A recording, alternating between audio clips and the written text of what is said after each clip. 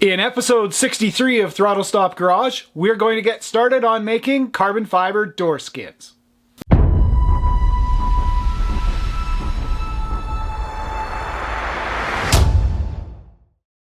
Well, you didn't think I was going to end the project and not do the carbon fiber doors, did you? Anyway, I always said that I wasn't going to do it because I didn't really consider it to be all that safe. But quite frankly, the doors on the old Volvo, Amazon, Canadian, 122, whatever you like, they're very soft. Like they're a broad panel. There's one right in front of me right here. You just can't see it. And I think this is the right idea. I was going to have to repair some of the inner structures of the doors anyway.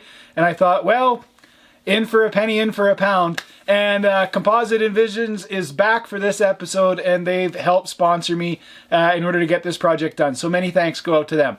All right, so let's get going. All right, so the first step as we get rolling along here is to get in and align the doors. Now, there's nothing much you can do in this case, so you've got to get in there and get all the screws loosened up. And the Phillips screws in these doors, I just hate them. It's just no fun at all. Anyway, so the whole process involves initially just trying to get that door to fit. Now, the red doors don't fit the white body very well because they didn't come off this car, but you can see there, look at it hanging out. It's going to be right by where your hand is. It just doesn't fit well. There's no filling this kind of stuff. Don't even bother. So there, a good big hammer and a couple of whacks get it fixed. That's the same way they do these things in the factory, so don't be too afraid. But also, you know, if you got a new car and your panels all fit very well, then I guess you don't have to do any of this. But, you know, for those of us building old cars, this is pretty much par for the course to get the bodies to fit. And that's just a plastic tool that I've made for chasing sheet metal over the years. And I'm not hitting that with any degree of love, right? I mean, that's getting a good hard whack to get it in there. You don't have to worry too much about these doubled over areas. I'm not hurting the panel. It's not leaving dents. There's no problem doing this kind of, it seems savage, but it is the only method that works. Okay, now we're going to chase up and down that seam. I don't want to have to pick what would you do? You'd have to pick the quarter panel spot welds off and then move the quarter panel around to fit. And I know at the end of the day, the carbon fiber panel that I'm going to be making is not going to move. So it's times like this, like to get that door top A-frame to fit. Now remember, that frame is about 50 mil thick. So I cut most of the hits, right? But a lot of them were kind of soft at the start, and then I just walloped it a couple of times really good and got it to shift back into the place where I wanted it to sit on this car body. So all of this stuff's got to line up real nice. I got to check this door and recheck the doors and make sure I'm happy with all of the fitment all the way along, because there is no fixing it later. Like once that carbon panel is made, you're not going to have the opportunity to move it around. Too much.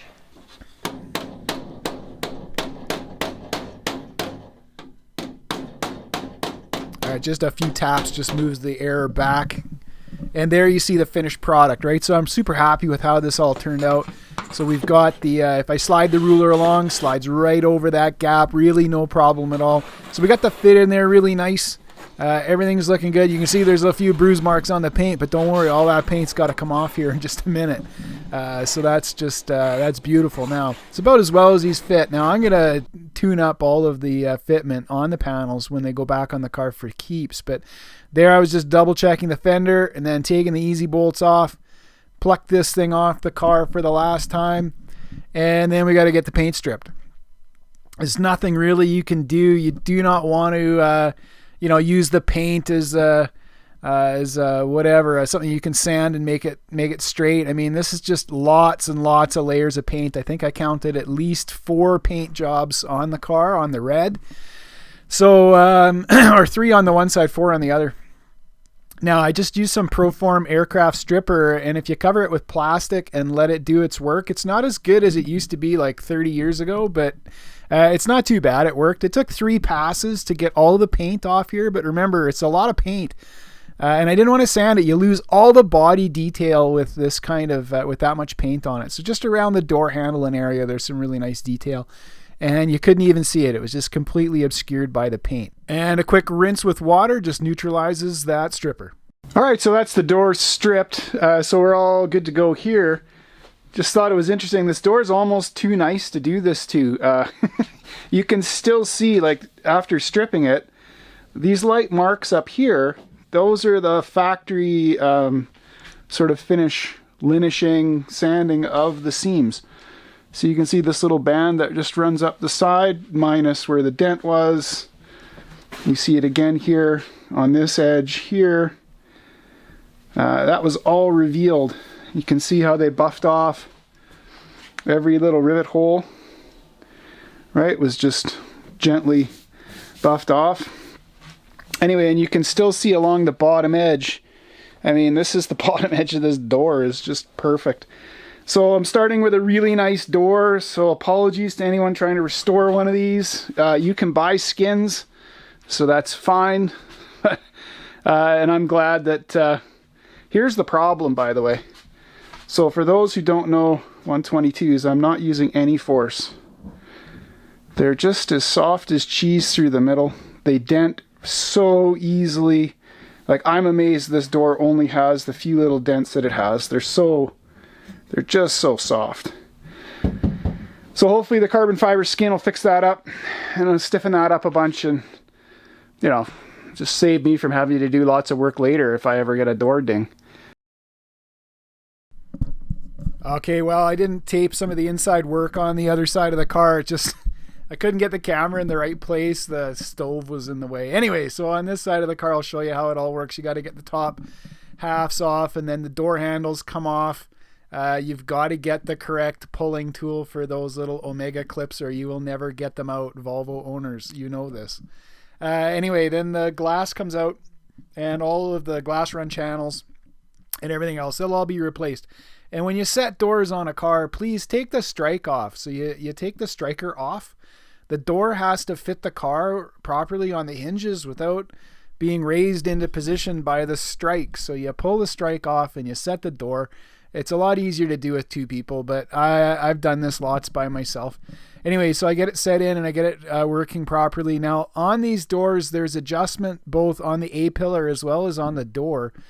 And I could not get the bolts on the door to release. So here I am just taking the rest of the trim and all the bits and pieces off, door handles, all things. I mean, it comes apart pretty quickly. A lot of this is going to get sent in for rechroming, but I could not get these stupid Phillips headed screws off. So I quickly knocked the paint off of them.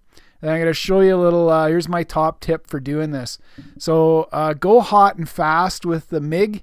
And I weld up the center where the Phillips cross is, right? I just whack it into that, and then I weld a nut onto the thing, right? So then once you've got the center of the Phillips screw welded, it leaves a little dimple. You center the nut on the dimple, and then you weld into the center of the nut. I've never had this technique fail. It's just butter.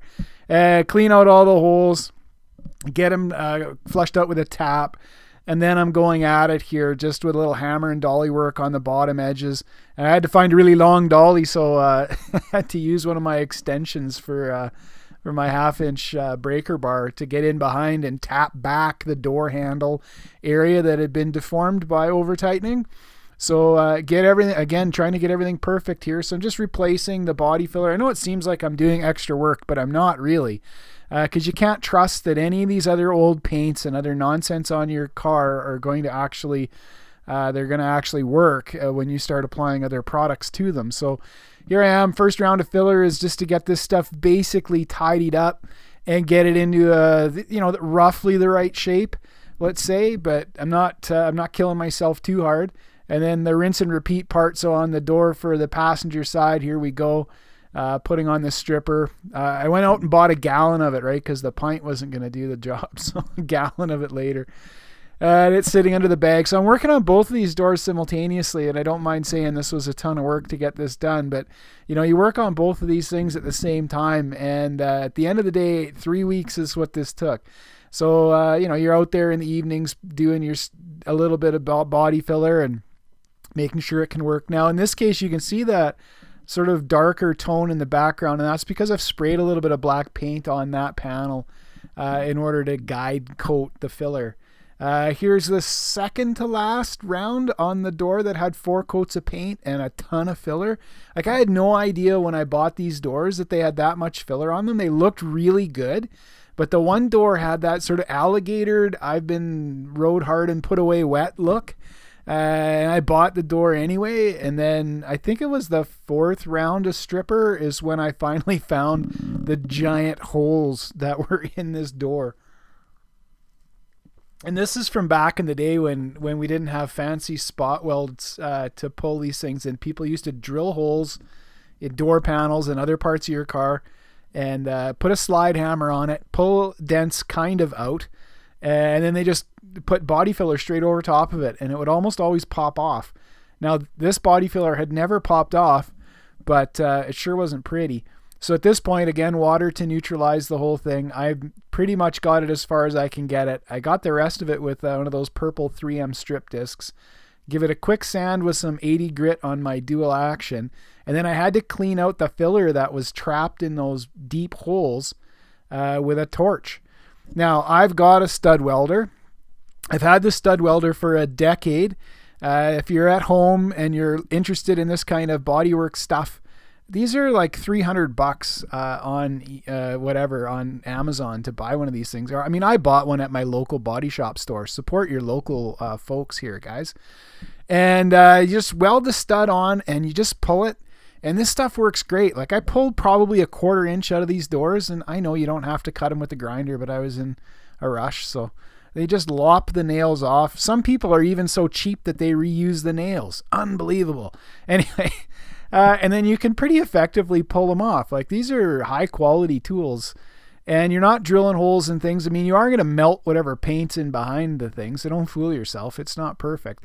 But I managed to get this door pretty much, like, I don't think there's more than a 1/16 of an inch of filler on the whole thing. Took 4 sets of pulls to get that out. Probably, 40 or 50 of the little whatever pins that you spot weld on. And then away we go. Now, I ran out of body filler. So what I'm doing here, by the way, is these are doors. I'm making molds out of them. So I'm using up all the old filler that's in my cabinet. I don't care what brand it is. I mean, it doesn't matter. It's going on the door and it's got to be there long enough in order to make a mold out of it. And then I'm throwing it out. So I used at least 4 different products on this door. So there I am spraying a little bit of the guide coat on. And I use guide coat quite a lot when I do body work, even at the filler stage, because it helps me with this kind of stuff. Right through the middle there, you can see I've got a little low, and I'm going to be able to fill that up pretty easily. So weeks of sanding, I'm only out there for evenings and weekends to get this done. And it is cold in the garage, so you do what you can do. Anyway, you get it all sanded out, just sanding and sanding. I mean, the amount of dust I swept off the floor was epic. But away you go. Anyway, so just about down to the final run, you can always tell I've got a 24-inch long block. So that's 60 centimeter block that I'm blocking here. And these, I want them to be arrow straight. Like, they have to be perfect. So in this case, I will actually check some spots with a flashlight just to make sure I'm not fooling myself. And then I'm going to hammer on a little bit of urethane high build primer. So it doesn't go far, the high build primer, but it does do the job of filling the small imperfections on the panel, the what that's left over. So I'll do the final guide coat on this, and then which I've just done, and then I start sanding and find where the mistakes are. Now, the hard part about these doors generally is, remember when I pushed on them and they were so mobile, they were so soft? It makes sanding them really difficult because you can't push on the sandpaper. So even with 40 grit, I was struggling to get these sanded. There was way more effort than it normally would be. And you can't use power tools on them because they just flex. Like, the whole door will flex underneath your hands, rendering a not so straight panel. So that's not going to work either. Okay, so just about finished up with the details here on the doors. Then we quickly going to hammer one more coat of primer on everything once we get it all sanded up, and everything will be done. So that's so this is that final door. This is the door that needed all the repair, and I kept finding errors on it. Like, you think it was perfect, but it's hard to feel and find these things. You know, so there you go. Found a little error on it. Check it again with the light. Yeah, there really is an error there, so I'm not going to be able to sand it out. So you have to fill it, and then you're going to prime it again, which is what I'm doing here. So prime it again. You can see the fog, right? I had the air turned up. I had like 2.5 bar. Sorry about that. And then I just shot a little bit of sort of B-roll footage of me sanding. I mean, this is the whole thing, right? Like, what am I going to show you? Well, if you're preparing panels to make carbon fiber parts, it's going to take forever. We can get that sanded down.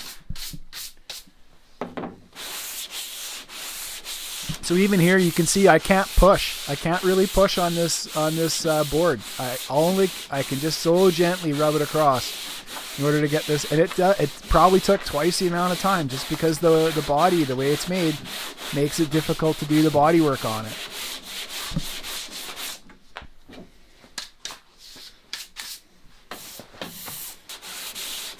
Now at this point, we're only just refining the last sort of few thousandths of an inch. Like, depending on the color you were painting your car, half of what I'm sanding off right now you wouldn't even see. You can't feel it. Take your time at this point. What else you got to do?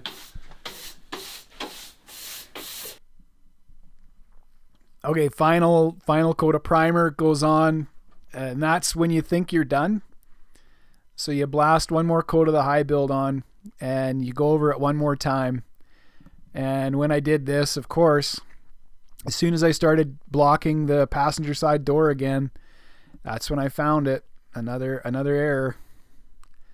Again, I've already been on this for how long? Like probably a week and a half, and never quit. So I wouldn't consider it to be done. At that point, you're always going to have that imperfection. Well, do you want to fix it in the carbon fiber, or you want to fix it now?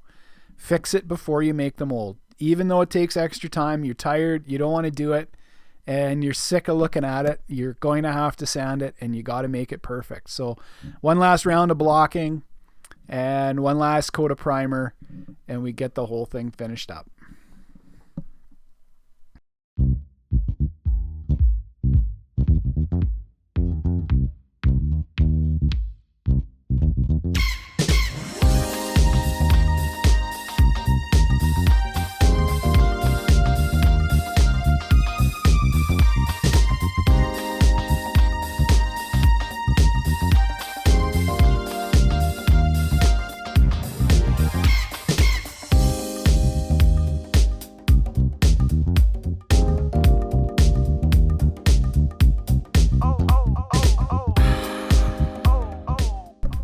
Just when you think the sanding is done, of course, the sanding's never done, so you got to wet sand it. So I went at it with some 400 and then 600 grit, and that's when I called it quits. 600 grit's fine for a mold that's going to be primed. So back we go here. You can still see some of the errors, but I'm going to get them in the primer this time. There's just no way I'm giving up on this one.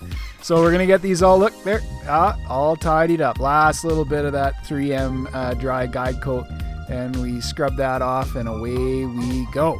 So now we can wet sand the rest of this up, and it's going to be just fine.